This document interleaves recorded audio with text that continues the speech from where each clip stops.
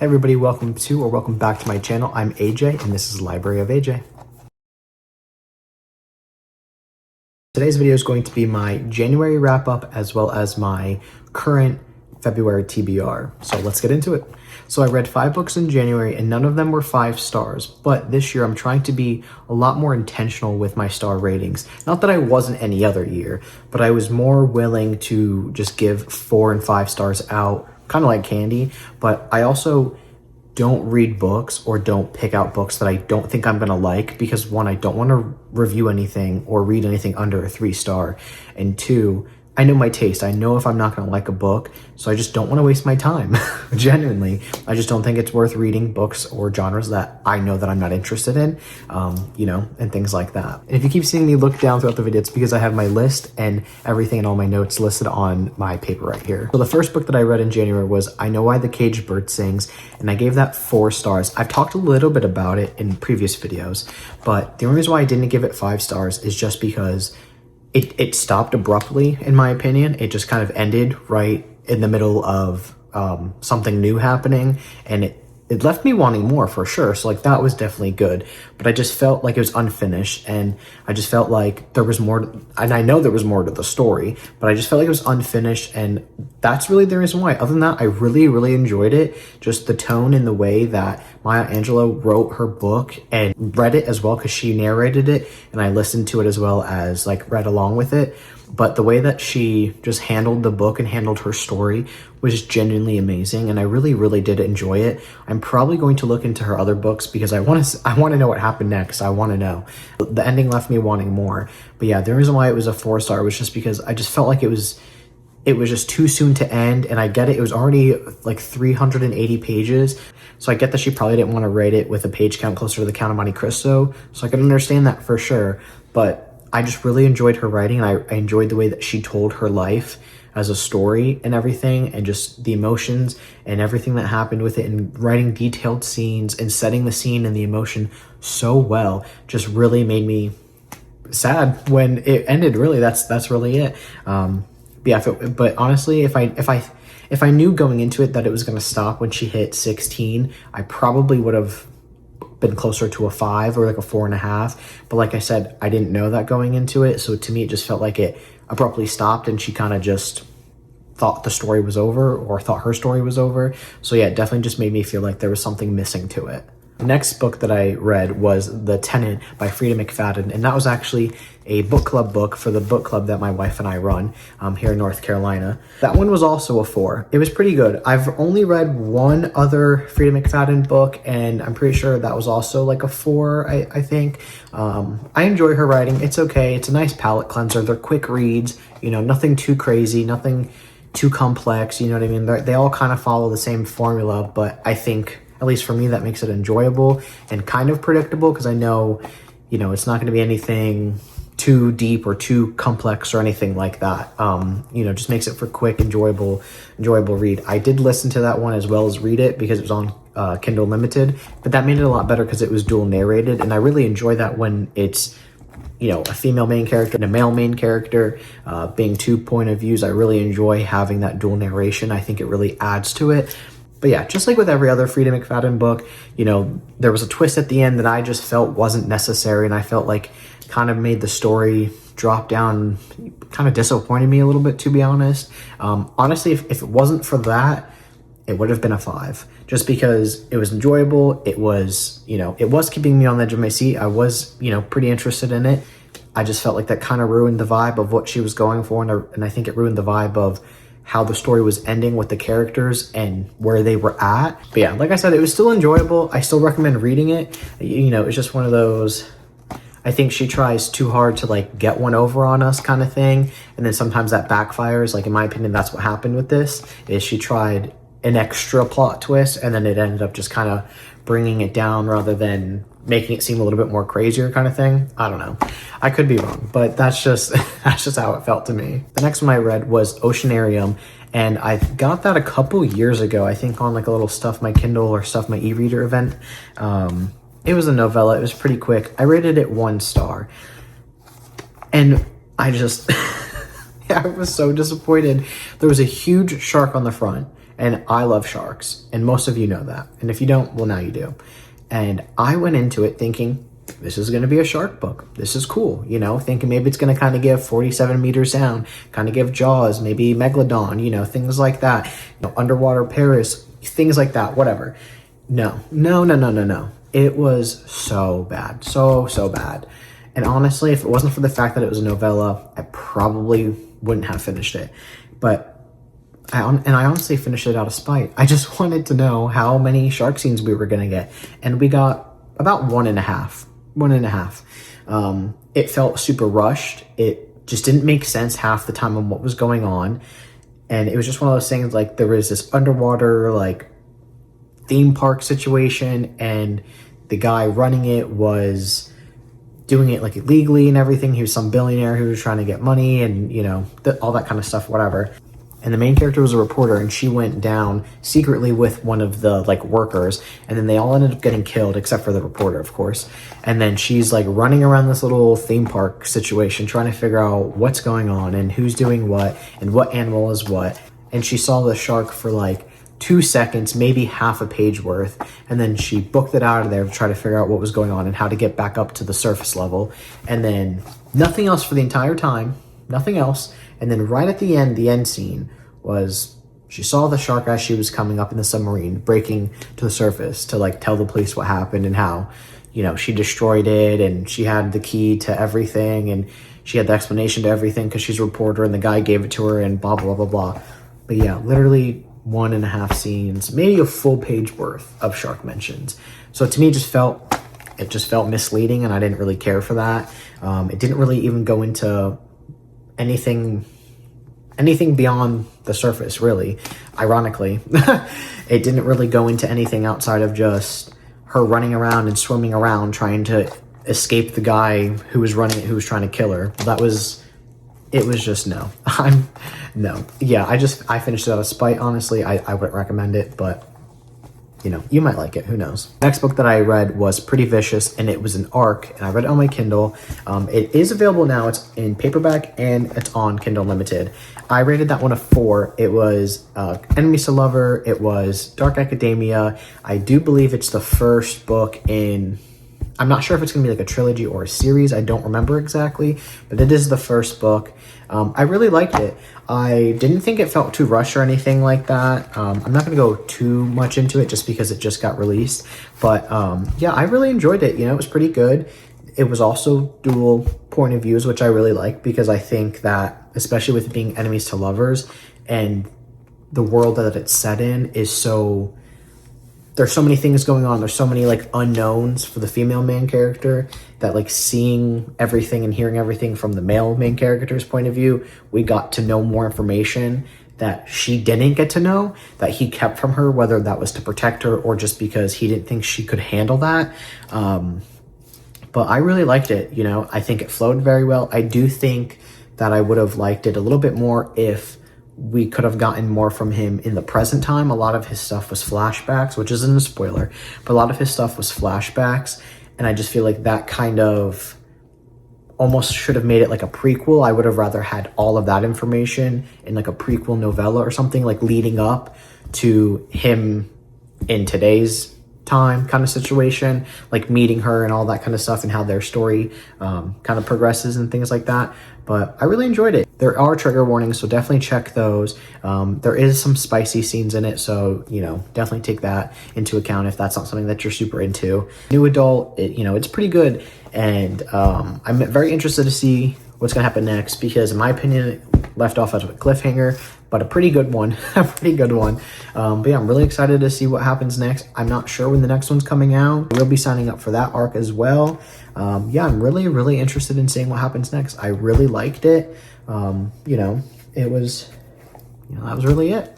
But yeah, if you're into like Dark Academia, if you're into new adult, if you're into spice, if you're into enemies to lovers, you know, all that kind of stuff, I would definitely check it out. It's definitely worth it. And the last book that I read of the month was Brokeback Mountain. I didn't realize how short the book was. I think it was like 50 pages or something like that. I didn't realize that because I haven't seen the movie just yet, but I'm going to be watching that either sometime this week after work or sometime this weekend because it's part of my Read It, Watch It series. The movie is like two and a half hours, 2 hours and like 15 minutes, something like that. So I'm very interested to see exactly what they did with the movie because 2 hours and 30 minutes out of a 50-page book could be good or could be bad. You know what I mean? Even when we get movies like that based off of books that are 200 to 300 pages, we always feel like things are left out. So I'm really hoping that because it seemed that they took their time to make it and that they, put a lot of thought into it, and because it's so long, I'm hoping that that means that they either gave more information that the author kind of just implied, or that you would that we didn't get the full story of by reading it, because there was definitely some things that I was interested in knowing more or hearing more about, or just from the other point of view based on how the book was set up and the way that like the narration was of it. But I really enjoyed it, I love queer stories, and I really enjoyed the story itself. I think it was emotional. I think it was a little sad and happy at times. Just a couple things that kind of surprised me in a good way of, I didn't expect the character to say or do that, but that could have mainly just been because we didn't really get to know as much from the characters as we could have if it was like a full novel, because it was closer to like a novella and things like that, like a short story situation. So I think if the author would have done it as a novel, I wouldn't have been as surprised with things. And sometimes it did seem like time skipped a little too fast, but again, I think that was just because it was a 50-page book. There's only so much you can write in 50 pages. There's only so much that you can give an audience in 50 pages to make these characters real and to make the story real. But still, at the end of the day, it was a really good read. I really enjoyed it. The ending shocked me. I didn't know anything about it going into it. I just knew that it was a queer romance story. That was really it, and that it was cowboys, western, that kind of stuff. I didn't know anything else about it. I will say, though, if you are reading it and you're not from the South or you don't know anybody from the South, do take that into account when you read the dialogue and everything, because you can obviously tell that they're in the South and everything like that, and they come from the Western and the cowboy and all of that kind of aesthetic. So I didn't have any problem reading it, but I'm from the South, so I think that if I wasn't, I think it would have been a little bit harder for me to understand the way that the author wrote the dialogue. But I think it was great because I think that it played into the accents so well, and it played into the Southern drawl and just the way that Southerners pronounce certain words or certain phrases. I think that helped it perfectly, because as you're reading it, it's pretty much spelled or written out exactly the way that you would say it, rather than spelled out to how you would assume that it's written or something like that, if that makes sense. But yeah, I really, really enjoyed it. I'm looking forward to the movie. The fact that I looked up the movie cover, it's also on the book that I have. So that helped a little bit because I got to go into it kind of already picturing the main characters. And because I've seen movies with both main characters in them already, I already know how they talk. I know how they act. I know how they look, obviously, from the cover. So I think that also helped them feel a little bit more real, and also knowing that whatever I was curious about that I felt was left out, or that I was left wanting more from like snippets in the book, I think that I'm going to get that out of the movie. So I think I did rate it so high just because I feel like I'm going to get the answers. I feel like I'm going to get what I was missing out of the book. But I think if there was no movie or no adaptation, it probably would have been closer to a 3. But like I said, I'm still looking forward to it. I really, really enjoyed it. If you enjoy cowboys, if you enjoy queer romances, I would definitely check it out. It's 50 pages. You can't really go wrong with it. It's a quick read. It took me like a little less than an hour. But yeah, that is all that I read in January. I was kind of a little surprised that I hit 5 books, just because for a good couple weeks I was reading pretty much mainly The Count of Monte Cristo, and that book is so big and it's just so long, but it's so good. Just a phenomenal book. I'm about 530-ish pages, I think, somewhere around there. I'm like 42% into it, but I'm eating it up. It's generally so good. A little slow where I'm at right now, but I think it's about to start picking up based on kind of what I've seen with other people who are right around where I'm at, and everything like that. So I'm really excited to see what's going on. I'm excited to finish it just because it is so long, but I'm also excited to finish it because I'm so invested in the story and I'm so invested in the characters, especially the main character, that it's just going to be like satisfying to see everything that he accomplishes and also to just accomplish the book myself. You know what I mean? Like, yeah, 'cause it's like 1,200 pages, but yeah, I'm really, really enjoying that. So I'm going to be reading that. I'm hoping to be able to finish it this month. If not, maybe mid-March. I don't want to spend too much time on it because I have other big books that I want to read. So I'm trying to get through it as fast as possible while also intaking the story and enjoying it and not rushing it, because I enjoy it. I want to experience the way that it's supposed to be experienced. But February is my birthday month. My birthday is the 28th. Yes, the 28th, not the 29th. I have a pretty busy TBR so far for February. Obviously, the Count of Monte Cristo, like I said, I'm hoping to finish it. If not, mid-March, maybe end of March. I'm not putting too much pressure on myself with it. I'm just going to enjoy it as I go. But I do have quite a few arcs this month. Most of them are due closer to the end of the month, if not like the first couple days of March, which is why I'm including them in February, because one, they get released in February, but two, you know, March 1st, March 2nd, I'm not going to rush through the first day of the month to read it and review it. I'm going to just enjoy it and take my time reading in February. But the first one that I plan on reading is The Regressor King, and I'll go ahead and like input pictures of everything, obviously, as you've been able to see through the video. But it's an arc. I have it on my Kindle, so I'll be reading on that.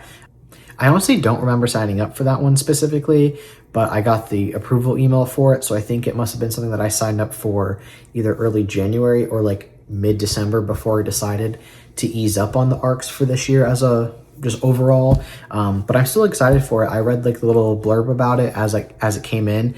Still exciting. It's still interesting to me, so I'm definitely ready to check it out. The next one is The Crown, and this is, I believe, the final installment of this series that I've been reading, and I've read all of them. I got to listen to, I believe, the second one while I read it, and the second one was really good, but I've enjoyed it. It's YA, it's fantasy, it's really, really good. I'm not super into YA all the time. I just prefer new adult. So I do keep that in mind going into books like this. But honestly, for YA, there's generally a really great balance between the technical world building, the politics, the logic behind all of it, the magic system, everything like that, as well as the thrill of it, magic itself, and the characters. And there's a little bit of love in there, but obviously nothing too crazy because it is YA, which is fine, because YA does not need any spice. If you want to read spice, read an adult book. There's a little bit of romance also in it, but not to the point where it's overwhelming like a rom-com, or overwhelming to where it doesn't make sense, because you just have to read the whole series. You just have to read the trilogy. Honestly, came in as a surprise when I got the email. I didn't realize it was already going to be published. The author said that the publishing date got moved up and it was sooner than she was expecting. So I think that's also why, because it came as a surprise to her as well. But yeah, I'm really excited to read it. I enjoyed both of them. I think I gave the first two either 4 or 5 stars. They were both pretty highly rated for me. So I think that that's probably what this one would be. Probably, we'll see. But so I think for me personally, it helps me enjoy the fantasy genre without feeling so overwhelmed with world building and the logic in it, and knowing too much about magic systems, not having to worry too much about, the wars that are going on in the books and everything like that, because since it's meant for YA, the author doesn't overwhelm the reader with that, and they try to make a balance of the main character just being a young adult, thinking like a young adult, acting like a young adult, rather than if it was like a Game of Thrones or something like that, or House of Dragon or something where it's so heavy on the war and so heavy on the violence and everything like that. It's the perfect balance for me personally in what I like in books, especially fantasy, that it's really, really enjoyable. But even if you prefer more heavy on the war, more heavy on the violence stuff, I would still recommend checking it out, because it's still a great storyline anyways. It's a great plot. And that's another thing, is it's focusing on the plot. It focuses on the character development rather than relying on the fantasy and the magic, or rather than relying on the love interest and the romance part of it, because it's got that good balance of keeping it fantasy and keeping it YA and appropriate for the age that it's meant for. So I think that the author does a great job of doing that and making it enjoyable for anybody of all age, really. The next one is Masked and Mind, and this is actually a ALC, so it's an advanced listener's copy rather than like a reader's copy. I didn't realize that it was so short when I originally signed up for it, which is fine. I that doesn't bother me. But when I read the blurb and everything and like the sign up for it, I was excited for it to be coming in as a listener's copy, because I don't do a lot of audiobook arcs, just because I don't spend a lot of my time listening to audiobooks unless I'm either immersive reading or unless they're already released, because I'm always worried I'm not going to have as much time to listen as I am to read, because I can bring my Kindle everywhere, I can bring my book everywhere, but I find it a little bit harder sometimes to find time for the audiobooks, even though I want to get more into audio this year. So I think that this is a great starting space, because based on my book funnel, I think it said it was about like 2 hours, and I already listened to books on like 2 to 2.5 speed, if not a little higher, give or take, on the narrator's voice and pace and everything. So either way, it should probably only take me an hour, maybe an hour and a half, depending on what speed I end up on. So I think that it's a perfect space to get into it. It's dark romance. There's a bunch of trigger warnings on it, so I would definitely take that into account when checking it out. I don't remember off the top of my head when it's being released, but I'm pretty sure it's getting released closer to the middle of this month, rather than the end of the month. Yeah, so I would definitely keep an eye out for that if that's something that you're into. I don't remember exactly everything else about it, so definitely just keep up with my page, because once I review it, I'll be able to post those reviews and stuff. So if it is something that you end up wanting to read, or it is something that you think you would like to read, I would definitely recommend checking it out. I don't know if it's going to be on Kindle Unlimited or if it's just coming out as audio in general everywhere else. So I would definitely look into that as well, because I'm also not even sure if the book will be on Kindle Unlimited, but like the audio won't be attached to it, like how some of them are. But yeah, either way, definitely keep up with it. And the next book is God of Malice, and that is for the book club that my wife and I run, again, here in North Carolina. And I know a little bit about this book, not much. I know a little bit about the author. I know that a bunch of people were upset with the author because they didn't read the trigger warnings going into the book. And I get it. I'm an advocate for trigger warnings. I think that they're important to have on books. I think that they help readers keep their mental health intact. And I think it helps authors stay accountable with what they write, and helps keep the line drawn between fiction and reality, or, romanticizing things that shouldn't be romanticized. However, if you're going to read a book and there's a trigger warning page and you choose not to read that, no, I don't think that you get to get pissed off at the author because you failed to read the trigger warning page, and then something that, whether or not was a trigger for you, something that was triggering or that was a topic of, of triggering somebody came up. You don't really get to kind of double back and try to say that that's on the author for including it, or they didn't tell you that it was in there because they did. You know what I mean? Read the trigger warning pages or don't. But if you don't, just be aware that you're obviously skipping it. And I know some people skip it because they think it's a spoiler and all that. I don't personally agree with that, but I have triggers on my own, so I'm always looking at them. But I know my wife, she doesn't read trigger warnings. She doesn't even read the blurbs of the books that she reads, okay? So I know for her, she would be surprised reading some of the things that we read. And I'm sure that's going to also include this book. But I know going into it, I know what to expect because I'm doing that. And, just keep that in mind. That's all I'm saying. Just keep that in mind. If there's a trigger warning page, read it. And if you don't want to read it, don't take it out on the author or other people who enjoyed the book because you chose not to read it. They had the choice to read it. You had the choice not to. It is what it is. But yeah, I've seen a couple people review it on TikTok. I don't really know, like I said, much about it. I think it's part of a series, if I'm not mistaken, or maybe like an interconnected series, something like that. But I'm interested to read it. I'm pretty sure it's dark romance. Obviously, there's some smut in there. That's the book that was voted for. I voted for it. My wife voted for it. And I think a couple other people did too, over other books, because we try to do something romance or romance adjacent since it's for February. I have seen a lot of people recommend it, and honestly, that's enough for me. The next book is The Greatest Beer Run Ever. And this is, I'm pretty sure, a nonfiction book. And it's either set up kind of the way that Maya Angelou's book was, where it's nonfiction, but it's written and kind of told like it's a fiction book, like more so in a story rather than like a diary or a journal entry kind of thing. I'm pretty sure. But I'm reading that as part of the men's book club for Main and Mountain Bookstore here in North Carolina. They even told me that it was a movie, so I probably, depending on how much I like the book, I'll probably watch the movie as well. But I was able to find a copy of it on Pango Books, so I ordered it and it's currently shipped out, and I should be getting it by this weekend. So I'm probably going to either start it late next week or the week of the book club, just because I want to have it all fresh in my mind when I go to the book meet for the men's book club. But I don't know much about it, but I do know that I'm pretty sure it's about a veteran, and it's like his story of the war, his story of being in there, his story of like being in the service and things like that. Pretty sure Zac Efron plays the main character in the movie, which is why also that I want to watch it, because I like him as an actor. But yeah, I'm pretty excited to check it out. I'm dipping my toes in nonfiction this year. I'm not sure if I'm going to try to do maybe one nonfiction book a month or something. Last book that is currently on my TBR for now is The People's Library, and I got this as either it was on sale or it was part of the Amazon First Reads that you can get for, I think, last month, I'm pretty sure. But it seemed really interesting. I really liked the blurb, and I have it on Kindle, and I'm not sure if there's an audiobook for it, but if there is, I'm probably gonna listen to it or try to. But yeah, I'm super interested in it. And the couple reviews that I did read on the People's Library, spoiler-free ones, it seemed really good. It seemed really interesting, so I'm excited. And I'll probably read that one in between like the arcs and other things that in the book club books that I'm reading and stuff. But yeah, that is my January wrap up and my current February TBR. I'm sure other books will either jump on or jump off of it. I can't ever keep a list going straight, to be honest. I'm always adapting my list, you know, whether I have an arc come in last minute or, you know, something else just strikes my fancy at the library, something like that. But I am hoping to at least get all of those read, and that will put me at a pretty decent count for February.